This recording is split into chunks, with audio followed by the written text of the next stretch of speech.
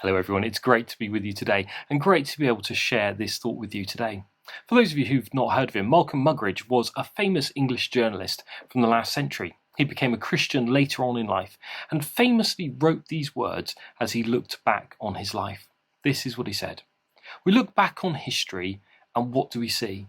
Empires rising and falling, revolutions and counter-revolutions, wealth accumulating and wealth dispersed, one nation dominant, then another.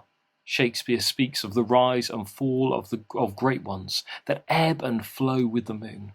In one lifetime, I have seen my own fellow countrymen ruling over a quarter of the world, the great majority of them convinced, in the words of what is still a favourite song, God who's made the mighty would make them mightier yet. I've heard a crazed, crackpot Austrian proclaim to the world the establishment of a German Reich that would last 1,000 years. An Italian clown announcing that he would restart the calendar to begin at his own assumption of power. I've heard a murderous Georgian brigand in the Kremlin, acclaimed by the intellectual elite of the world as wiser than Solomon, more enlightened than Ashoka, more humane than Marcus Aurelius. I've seen America wealthier in terms of weaponry, more powerful than the rest of the world put together, so that Americans, had they so wished, could have outdone an Alexander or a Julius Caesar in the range and scale of their conquests. All in one lifetime, all gone with the wind.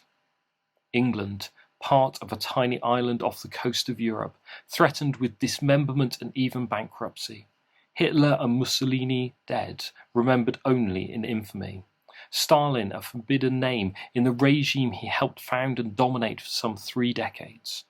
America haunted by fears of running out of those precious fluids that keep motorways running and smog settling, with troubled memories of a disastrous campaign in Vietnam and the victories of Don Quixote of the media as they charged the windmills of Watergate.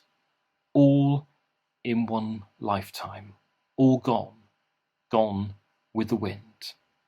And he continues and writes this. Behind the debris of these self-styled, sullen supermen and imperial diplomatists, there stands the gigantic figure of one person, because of whom, by whom, and in whom, and through whom alone humanity might still have hope, the person of Jesus Christ. Friends, as we continue to still live in uncertain times, as we live with the uncertainty of what the future holds for us, there is one person through whom we might find hope.